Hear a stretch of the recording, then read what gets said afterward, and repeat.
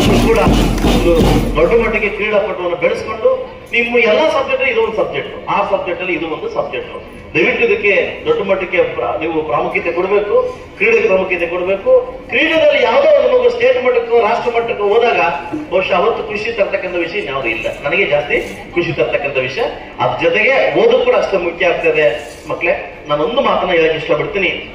ಒಬ್ಬ ಹುಡುಗ ಒಬ್ಬ ಕಾಲೇಜ್ ಮುಗಿಸಿ, ಡಿಗ್ರಿ ಕಾಲೇಜ್ ಮುಗಿಸಿ ಒಬ್ಬ ಹುಡುಗ ಒಬ್ಬ ಸ್ಟೋನ್ ವ್ಯಾಪಾರ, ಸ್ಟೋನ್ ಕೆಲಸ ಮಾಡ್ತಕ್ಕಂಥ ವ್ಯಾಪಾರಿ ಮಗ ಅವನ್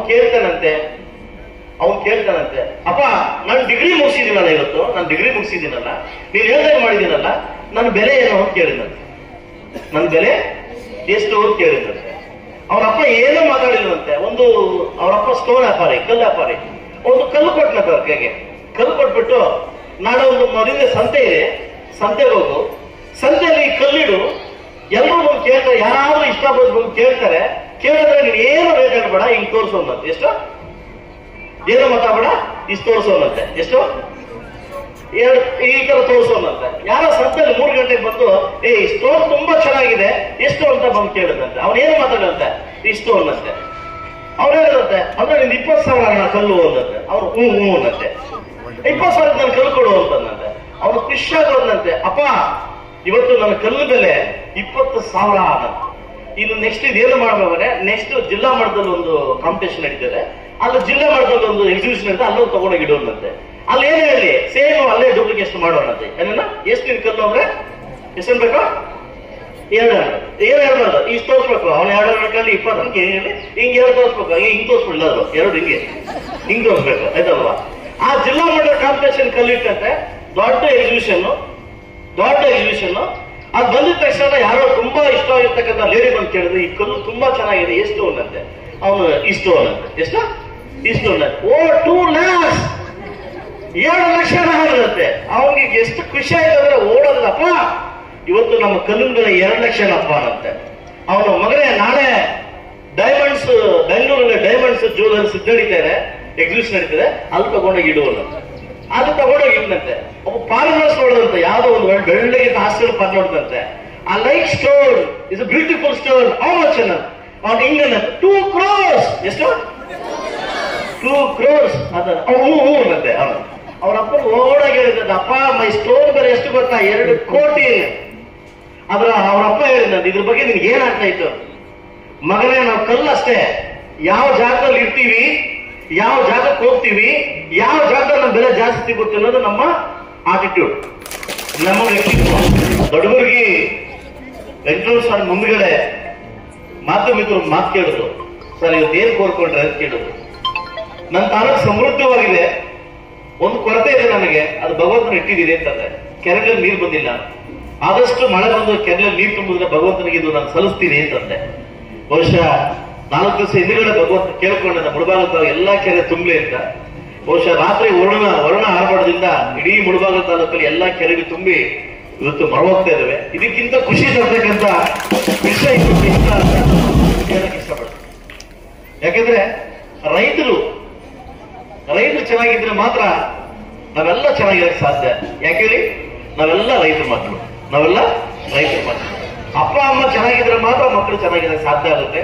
ಅದರಿಂದ ನನ್ನ ವರ್ಣಗೆ, ಮಹಾನ್ದವ್ರಿಗೆ ಥ್ಯಾಂಕ್ಸ್ ಹೇಳ್ತಾ, ಇವತ್ತಿನ ಕ್ರೀಡಾಕೂಟಕ್ಕೆ ಆಕ್ಚುಲಿ ಒಡ್ಡಳ್ಳಿ ಸ್ಕೂಲ್ ಅಂದ ತಕ್ಷಣ ನನಗೆ ತುಂಬಾ ಖುಷಿ ಆಯ್ತು. ಲಾಸ್ಟ್ ಟೈಮ್ ಒಡ್ಡಳ್ಳಿ ಸ್ಕೂಲ್ಗೆ ಬಂದು ಹೋಗಿದ್ದಾಗ ಇಲ್ಲಿ ಕೆಲವು ಮನೆಗಳಿಂದ ಕೊಟ್ಟಿದ್ರು, ಸ್ಕೂಲ್ ಸೋರ್ತಾ ಇದೆ, ಸ್ಕೂಲ್ ಸ್ವಲ್ಪ ಇದಾಗಿದೆ ಅಂತ ಕೊಟ್ಟಿದ್ರು. ಅದಕ್ಕೆ ಇವತ್ತು BOಗೆ ಹೇಳಿದ್ದೀನಿ, ನನ್ನೊಂದು ಸ್ವಲ್ಪ ಅಮೌಂಟ್ ಇದೆ, ಮೊನ್ನೆ ಬಂದಿದೆ ಅಮೌಂಟ್, ಅದನ್ನ ನೋಡ್ಕೊಂಡು ಸುಮಾರು ಒಂದು 25 ಸ್ಕೂಲ್ನ ಆದಷ್ಟು ರಿಪೇರಿಗೆ ಅದನ್ನ ಲೀಸ್ಟ್ ಕೊಡಿ ಅಂತ ಈಗ ತಾನೇ ಕೇಳಿದೆ. ಒಡ್ಡಳ್ಳಿ ಸ್ಕೂಲ್ ಫಸ್ಟ್ ಕೊಡಿ ಅಂತ ಕೇಳಿದೆ. ಒಡ್ಡಳ್ಳಿ ಸ್ಕೂಲ್ ಫಸ್ಟ್ ಕೊಡಿ ಅಂತ ನಾನು ಕೇಳಿದ್ದೀನಿ. ಪುಟಾಣಿ ಮಕ್ಕಳಲ್ಲಿ ಇವತ್ತೇನು ಉತ್ಸಾಹದಿಂದ ತಾವೆಲ್ಲ ಇದೀವಿ. ಕ್ರೀಡೆ, ಅದರಲ್ಲಿ ಕೂಡ ನಾನು ಕ್ರೀಡೆಯಲ್ಲಿ ತುಂಬಾ ಹೆಚ್ಚಾಗಿ ಭಾಗವಹಿಸ್ತೀನಿ. ನಾನು ಕೂಡ ದೊಡ್ಡ ಮಟ್ಟಕ್ಕೆ ನಾನು ಟೂರ್ನಮೆಂಟ್ ಕ್ರಿಕೆಟ್ ಆಡ್ತಾ ಇರ್ತೀನಿ. ಸೊ ನನಗೊಬ್ಬ ಕ್ರೀಡೆ ಅಂದ್ರೆ ಭಾರಿ ಇಷ್ಟ. ಸೊ ಇವತ್ತು ಯಾರಪ್ಪ ಸಾಹುಕಾರರು ಅಂತಂದ್ರೆ, ಇವತ್ತು ದುಡ್ಡಿದ್ದ ಸಾಹುಕಾರ ಅಲ್ಲ, ದುಡ್ಡಿದ್ದ ಶುಗರ್ ಬಂದಿರ್ತದೆ. ದುಡ್ಡು ಯಾರತ್ರ ಜಾಸ್ತಿ ಇರುತ್ತೋ ಅವರಿಗೆ ಶುಗರ್ BP 2 ಬಂದಿರ್ತದೆ. ಇವತ್ತು ಯಾರು ಸಾಹುಕಾರ ಅಂತಂದ್ರೆ, ಆರೋಗ್ಯವನ್ನ ಯಾರು ಚೆನ್ನಾಗಿ ಇಟ್ಕೊಂಡಿರ್ತಾರೆ ಅವನು ಸಾಹುಕಾರ ಅಂತ ಕೇಳಿದ್ದಾರೆ. ಆರೋಗ್ಯ ಚೆನ್ನಾಗಿರ್ಬೇಕು, ಏನೇನ್ ಮಾಡ್ಬೇಕು, ದಿನನಿತ್ಯ 1 ಗಂಟೆ 2 ಗಂಟೆ ಆರೋಗ್ಯಕ್ಕೆ ನಾವು ಟೈಮ್ ಕೊಡ್ಬೇಕು. ಇವತ್ತು ಕ್ರೀಡೆ ಬಂದ್ರೆ ಮಾತ್ರ ಕ್ರೀಡೆ ಆಡೋದು, ಕ್ರೀಡೆ ಬಿಟ್ಟು ವರ್ಷಕ್ಕೊಂದ್ಸಲ ಆಡೋದು ಕ್ರೀಡೆ ಅಲ್ಲ. ಸೊ ಮಕ್ಕಳಲ್ಲಿ ಪ್ರತಿನಿತ್ಯ, ಅದು ಕ್ರೀಡಾ ಮಕ್ಕಳು, ನಮ್ಮ ಹಳ್ಳಿ ಪಾಠ ಮಕ್ಕಳು, ನಮ್ಮ ಹಳ್ಳಿಗಾಡ ಮಕ್ಕಳು ಕ್ರೀಡೆಯಲ್ಲಿ ಹೆಚ್ಚು ಉತ್ಸಾಹ ಕಂಡಾಗ ಸೊ ಮುಂದಿನ ದಿವಸ ದೊಡ್ಡ ಮಟ್ಟಕ್ಕೆ ನಾವು ಹೋಗ್ಬೋದು. ಬಟ್ ಎಕ್ಸಾಂಪಲ್ ನಾನು ತಿಲಕವರ್ಮ ಬಗ್ಗೆ ಹೇಳ್ತೀನಿ. ತಿಲಕವರ್ಮ ಅನಂತಪುರದ ಒಂದು ಜಿಲ್ಲೆಯ ಒಂದು ಕುಗ್ರಾಮದ ಒಂದು ಹುಡುಗ, ಯಾರು ನಮ್ಮ ತಿಲಕವರ್ಮ, ಲಾಸ್ಟ್ ಪಾಕಿಸ್ತಾನದ ಬ್ಯಾಟಿಂಗ್ ಆಡೋದನ್ನ ಇಡೀ ಭಾರತ ದೇಶವನ್ನ ಗೆದ್ದಿರ್ತಕ್ಕಂಥ ಏಕೈಕ ವ್ಯಕ್ತಿ. ಹಳ್ಳಿದಲ್ಲಿ ಪ್ರಾಥಮಿಕ ಶಾಲೆಯಲ್ಲಿ ಗೌರ್ಮೆಂಟ್ ಸ್ಕೂಲಲ್ಲಿ ಓದಿ ಮುಂದೆ ಬಂದು ಇವತ್ತು ಇಡೀ ಪ್ರಪಂಚ ನೋಡ್ತಕ್ಕಂಥ ಅದು ಯಾರು ನಮ್ಗೆಲ್ಲ ಎಕ್ಸಾಂಪಲ್ ಇದು. ನಾವು ಕೂಡ ಇದನ್ನ ಯಾಕೆ ಆಗ್ಬಾರ್ದು, ನಾವ್ ಯಾಕೆ ಆಗ್ಬಾರ್ದು? ಮಕ್ಕಳು ನಾನು ಮಾತ್ರ ಹೇಳಕ್ ಇಷ್ಟಪಡ್ತೀನಿ. ಇವತ್ತು ದಯವಿಟ್ಟು ನಾವ್ ಎಲ್ಲಿದ್ದೀವಿ, ಯಾರ ಜೊತೆ ಇದೀವಿ, ಯಾವ ಸ್ಕೂಲಲ್ಲಿ ಇದೀವಿ, ಯಾವ ಟೀಚರ್ ಜೊತೆ ಇದೀವಿ ಅನ್ನೋದು ತುಂಬಾ ಮುಖ್ಯ ಆಗ್ತದೆ, ಹೌದಲ್ವಾ? ಅದಕ್ಕೆ ಆ ಶಾಲೆಗೆ ನೀವು ಗೌರವ ಕೊಡ್ಬೇಕಾದ್ರೆ, ಆ ಶಾಲೆ ಹೆಸರು ಉಳಿಸ್ಬೇಕಾದ್ರೆ, ಆ ಶಾಲೆಯ ಪ್ರಾಧ್ಯಾಪಕರ ಹೆಸರು ಉಳಿಸ್ಬೇಕಾದ್ರೆ ನೀವು ವಿಶೇಷವಾಗಿ ನಾನು ಮಾತಾಡಲಿಕ್ಕೆ ಇಷ್ಟಪಡ್ತೀನಿ. ನನ್ನ ತಾಲೂಕಿನ ಕ್ರೀಡಾ ಒಂದು ಏನು ನಮ್ಮ ಇವರಿದ್ದಾರೆ, ಯಾರು ದೈಹಿಕ ಕ್ರೀಡಾ ಇದ್ದಾರೆ, ನನ್ ತುಂಬಾ ಖುಷಿ ತರ್ತಕ್ಕಂಥ ಕೆಲಸ ಮಾಡ್ತಾ ಇದ್ದಾರೆ. ನಮ್ಮ ಶಂಕರಪ್ಪ ಇರ್ಬೋದು, ಶಂಕರಪ್ಪ, ನಮ್ಮ ರಹೀಮ್ ಅವರು, ಅವ್ರ ತಂಡ ಏನಿದೆ ಇವತ್ತು ಎಲ್ಲೇ ಯಾವ ಶಾಲೆದಲ್ಲ ಆ ಶಾಲೆ ಈ ಶಾಲೆ ನಮ್ದು ಅಂತ ಹೇಳ್ತಾ ಇಲ್ಲ, ತುಂಬಾ ಉತ್ತಮ ಮಟ್ಟಕ್ಕೆ ಇವತ್ತು ಅವ್ರು ಕೆಲಸ ಮಾಡ್ತಾ ಇದ್ದಾರೆ. ಬಹುಶಃ ಅವರ ಕೂಗು ಇನ್ನೂ ಸರ್ಕಾರಕ್ಕೆ ಕೇಳಿಲ್ಲ ಅಂತ ಕಾಣಿಸುತ್ತೆ. ಅವರ ಕೂಗು, ದೈಹಿಕ ಶಿಕ್ಷಕರ ಕೂಗು ಪಾಪ ಅವ್ರಿಗಿನ್ನೂ ಅವ್ರ ಸರ್ಕಾರಕ್ಕೆ ಇನ್ನೂ ಕೇಳಿಲ್ಲ ಅಂತಾರೆ. ಇವತ್ತು ದೈಹಿಕ ಶಿಕ್ಷಕರಿಗೆ ಅನ್ಯಾಯ ಮಾಡಿದ ಸರ್ಕಾರ ಯಾರಿಗೂ ಮಾಡಕ್ಕಾಗಲ್ಲ, ಅಷ್ಟು ಅನ್ಯಾಯ ಮಾಡ್ತೇವೆ.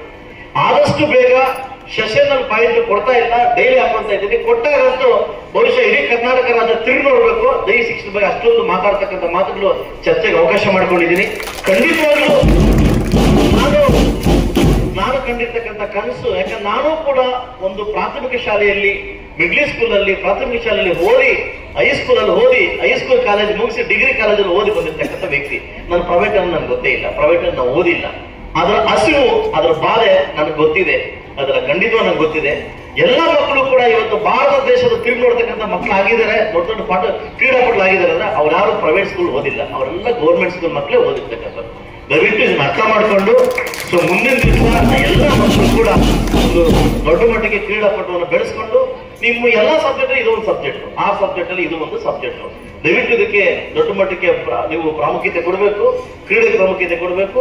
ಕ್ರೀಡೆಯಲ್ಲಿ ಯಾವುದೋ ಒಂದು ಮಗು ಸ್ಟೇಟ್ ಮಟ್ಟಕ್ಕೋ ರಾಷ್ಟ್ರ ಮಟ್ಟಕ್ಕೋ ಹೋದಾಗ ಬಹುಶಃ ಅವತ್ತು ಖುಷಿ ತರ್ತಕ್ಕಂಥ ವಿಷಯ ಯಾವುದು ಇಲ್ಲ. ನನಗೆ ಜಾಸ್ತಿ ಖುಷಿ ತರ್ತಕ್ಕಂಥ ವಿಷಯ, ಅದ್ರ ಜೊತೆಗೆ ಓದು ಕೂಡ ಅಷ್ಟೇ ಮುಖ್ಯ ಆಗ್ತದೆ.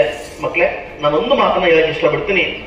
ಒಬ್ಬ ಹುಡುಗ, ಒಬ್ಬ ಕಾಲೇಜ್ ಮುಗಿಸಿ, ಡಿಗ್ರಿ ಕಾಲೇಜ್ ಮುಗಿಸಿ ಒಬ್ಬ ಹುಡುಗ, ಒಬ್ಬ ಸ್ಟೋನ್ ವ್ಯಾಪಾರ, ಸ್ಟೋನ್ ಕೆಲಸ ಮಾಡ್ತಕ್ಕಂಥ ವ್ಯಾಪಾರಿ ಮಗ, ಅವನ್ ಕೇಳ್ತಾನಂತೆ,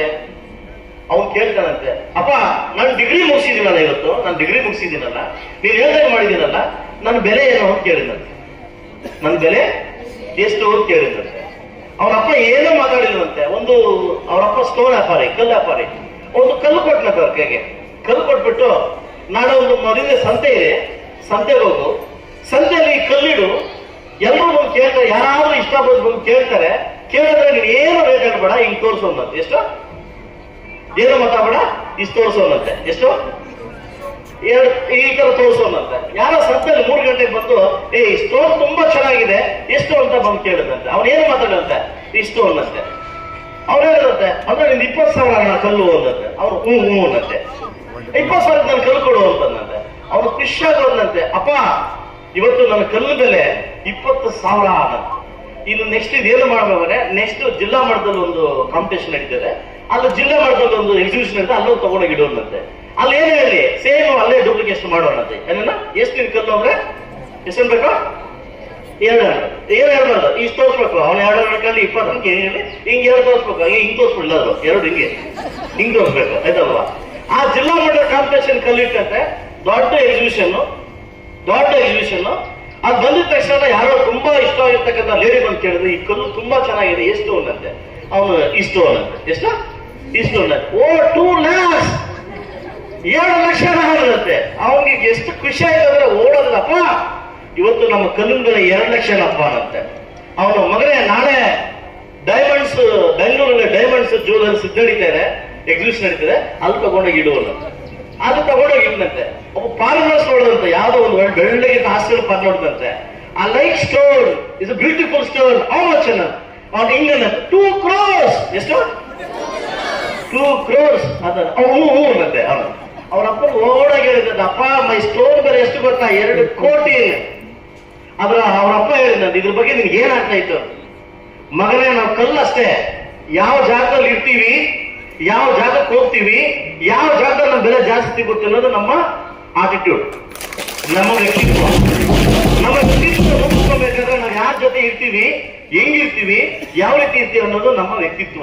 ಅದೆಷ್ಟೋನೆ 20,000, ಅದೆಷ್ಟೋನೆ 2 ಲಕ್ಷ, ಅದೆಷ್ಟೋನೆ 2 ಕೋಟಿ. ಅಂದ್ರೆ ಮಕ್ಕಳೇ, ನಾವು ಯಾವ ಯಾವ ಜಾಗದಲ್ಲಿ ನಮ್ಮ ಆಟಿಟ್ಯೂಡ್ ವ್ಯಕ್ತಿತ್ವನ ತೋರಿಸ್ತೀವಿ, ಆ ವ್ಯಕ್ತಿತ್ವ ನಾವು ಅಳವಡಿಸ್ಕೊಂತೀವಿ, ಆ ವ್ಯಕ್ತಿತ್ವನ ನಾವು ಅಳಿಸ್ಕೊಂತೀವಿ.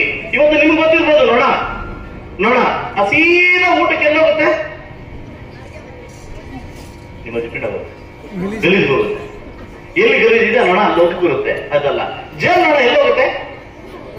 ಮೂಲ ಹುಡ್ಕೊಂಡು ಹೋಗಿ ಇಟ್ಕೊಂಡ್ಬರುತ್ತೆ. ಅಂದ್ರೆ ಈ ಕ್ಯಾರೆಕ್ಟರ್ ಎರಡೇ ನಮ್ದು, ನೆಗೆಟಿವ್ ಅಂಡ್ ಪಾಸಿಟಿವ್.